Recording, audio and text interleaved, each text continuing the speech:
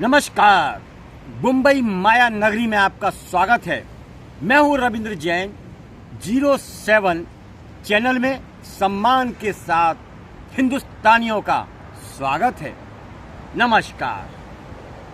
मुंबई जादुई नगरी, माया नगरी, खूबसूरत नगरी, बॉलीवुड, हॉलीवुड, धनवानों की नगरी, गगनचुंबी इमारतों की बेहद खूबसूरत नगरी मुंबई। यहाँ पर मुंबा देवी मंदिर है। उस मुंबा देवी के नाम पर पड़ा है इस मुंबई का नाम। मुंबई मुंबा देवी के नाम पर चिन्हित है। गणपति मंदिर, मुंबा देवी मंदिर, कई सारे मंदिरों की खूबसूरत श्रृंखला है। ये प्राचीन अद्भुत मुंबई, ये समुद्री तट, गगनचुंबी इमारतें, नीला आसमान, बेहद खूबसूरत है ये मुंबई। सवाल ये है कि सबसे खूबसूरत नगरी हिंदुस्तान की मुंबई मानी जाती है, लेकिन खूबसूरत होने के बाद भी, जैसे कहते हैं ना कि चांद में भी काला दाग है, तो यहाँ पर भी एक दाग है। वसूली दाग, अवैध कारोबार, ड्रग्स के कारोबार, भू माफिया, पानी माफिया, अवैध टैक्सी माफिया, हर प्रकार के माफियाओं का ये अड्डा भी है। खूबसूरत चांद है लेकिन दाग भी है। खूबसूरत बंबई है लेकिन कमी भी है। बीएमसी, एशिया की सबसे बड़ी धनवान बीएमसी, बिल्डिंग बड़ी खूबसूरत है। वहाँ पर बड़े आराम से लोग बैठते हैं क्योंकि बड़ी प्राचीन बिल्डिंग अंदर से बड़ी खूबसूरत बनी हुई है, लेकिन वहाँ पर बैठने वाले ज़्यादातर लोग काम नहीं करते हैं, वसूली करते हैं। नाम तो खराब कर दिया है। सरकार जानती है इस बात को। इतने सीएम आए चले गए, लेकिन ये ढर्रा नहीं सुधर पाया। बीएमसी की नीयत का जो खोट है वो सत्यता में नहीं बदल पाया। सब लूटने में लगे हुए हैं। कुछ समय पहले क्लीनअप मार्शल के नाम से इन्होंने एक टीम तैयार करी थी, यानी फुटपाथ पे गड्ढे हैं, गटर खुले हुए हैं, फिर भी क्लीनअप मार्शलों को लगा कर लोगों को बहुत लूटा। महाराष्ट्र की जनता को लूटा, मुंबई की जनता को लूटा। किसने? बीएमसी वालों ने।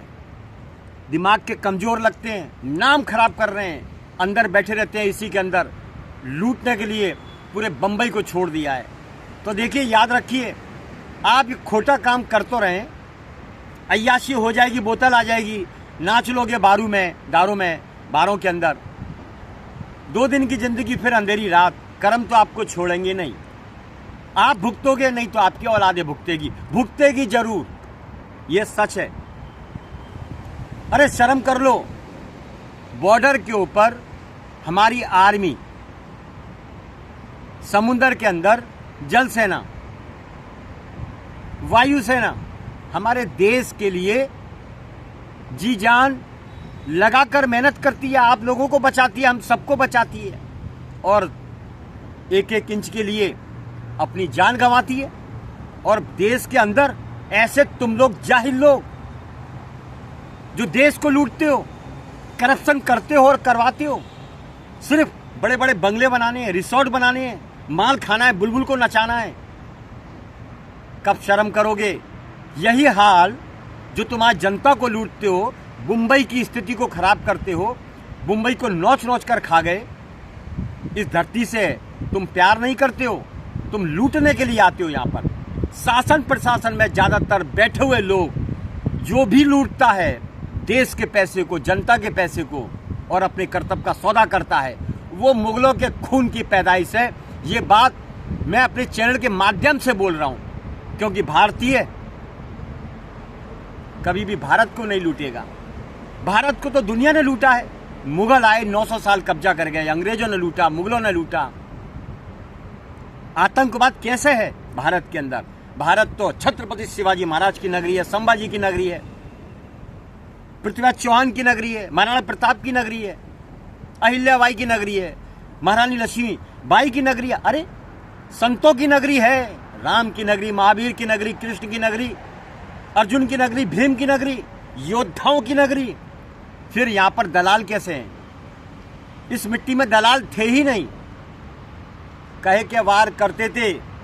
ऐसी है हिंदुस्तान की मिट्टी, यजुर्वेद, सामवेद, अर्थवेद की मिट्टी। यहां पर देवी देवताओं ने जन्म लिया है। ये मिट्टी बहुत पवित्र है, लेकिन यहां पर आज की तारीख में 99% हमारे भारत के जितने भी नेता हैं वो हिंदुस्तानी मिट्टी से नहीं है। ये पवित्र भारत की मिट्टी योद्धाओं की है, संतों की है।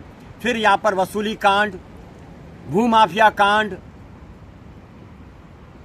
ड्रग्स माफिया कांड, पता नहीं कितने कितने प्रकार के कांड, कायरों शासन प्रशासन में मिलके हफ्ता वसूली करके ऐसा गंदा खेल खेलते हो। ये दो कौड़ी की राजनीति, राजनीति नहीं, ये धंधा नीति बन चुकी है। आज का नेता देशभक्ति नहीं करता है, धन भक्ति करता है। अय्याशी के लिए, बुलबुल नचाने के लिए अपने देश का सौदा करता है। देश की विकास की बात करता है कागज पर, सौंदर्यीकरण की बात करता है कागज पर। जीएसटी, इतना टैक्स भारत के अंदर आता है, सब खा पी जाते हैं। मजबूरी है इनकी थोड़ा बहुत काम करने की, वरना ये तो मुगलों के भी बाप हैं। ये हकीकत है, सच्चाई है। कोर्ट में जाओ, तारीख पे तारीख, तारीख पे तारीख, तारीख पे तारीख मिलेगी। हे भगवान, जवानी में केस दर्ज होगा, बुढ़ापे में फैसला आएगा या नहीं आएगा, उसकी भी गारंटी नहीं है। इसीलिए कहते हैं ये अंधा कानून है, ये अंधा कानून है, ये अंधा कानून है, ये अंधा कानून है। हे भगवान, भारत को बचा ले। 900 साल बहुत परेशानी झेली है भारत ने, पुरखों ने जान गंवाई है देश को आज़ाद कराने में, लेकिन कुछ निकम्मे लोगों को ये आज़ादी सहन नहीं होती है। इसलिए हर डिपार्टमेंट में लूट मचा रखी है। कोई डिपार्टमेंट नहीं छोड़ा जहां पर कम ज़्यादा का काम नहीं होता हो। ईमानदारी से काम करना आता ही नहीं है, देशभक्ति का खून है ही नहीं। पूरी दुनिया में देखिए कितने सारे देश हैं जहां पर करप्शन का नामो निशान नहीं है। भारत में कई प्रकार के करप्शन है। मिलावट का धंधा, दवाइयों में मिलावट, अवैध कब्जों का मामला, पानी टैंकर माफिया, शेरी टैक्सी माफिया, इतने सारे झुंड हो गए हैं। वो सब उल्टे सीधे काम कर रहे हैं। सीधे रास्ते कोई चलना ही नहीं चाहता है। सिस्टम ना शिष्टाचार, ऊपर से नीचे तक भ्रष्टाचार फैल चुका है। लाली तेरे लाल की जित देखूं मैं लाल, लालन देखन में गई और मैं भी हो गई लाल। ऐसी बुरी कंडीशन है ये भारत की। भारत में भ्रष्टाचार का जो डंका बजता है उस पर अंकुश क्यों नहीं लगता है? क्यों नहीं लगता है, हम बताते हैं। भारत में एक ऐसे नेता की जरूरत है जो देश हित में काम करता हो, जिसके अंदर खून भारत की मिट्टी का हो, जिसके अंदर खून छत्रपति शिवाजी महाराज की मिट्टी का हो, जिसके अंदर खून महाराणा प्रताप का हो। ऐसी योद्धाओं की भूमि का खून होना चाहिए, तभी देशभक्ति कर पाएगा, वरना लूटेगा मुगलों की तरह। तो इसी में एक नेता का नाम आता है। भारत में एक नेता है, उसका नाम है उत्तर प्रदेश का सीएम योगी आदित्यनाथ। दमदार, असरदार, जोरदार, सरदार, सरदार, सरदार। उत्तर प्रदेश में जब पदभार संभाला सीएम का, वो भगवाधारी शेर ने पूरे उत्तर प्रदेश में से चुन चुन के गुंडों को यमराज के पास पहुंचा दिया, खोद के जमीन में गाड़ दिया। शांति हो गई। उत्तर प्रदेश आज बेहद खूबसूरत शहर बन चुका है। क्यों? कि वहाँ खाने पीने का कोई काम नहीं है, न खाता है न खाने देता है। जो खाने वाले हैं, लुटेरे हैं, माफिया हैं, उनको सीधा ऊपर पहुंचा देता है। इसे कहते हैं सत्ता का समाधान, सत्ता का सही तरीके से संचालन। और सत्ता चलाने वाला योद्धा हो तो योगी जैसा हो, योगी आदित्यनाथ जैसा हो, वरना नहीं हो। योगी में दम है, बाकी 99% नेता चाइना माल की तरह no guarantee, no guarantee, no guarantee वाले हैं, क्योंकि उन्हें सिर्फ वसूली करनी है, कर्तव्य का सौदा करना है। 100, 200, 500, 1000, 200, 500 करोड़।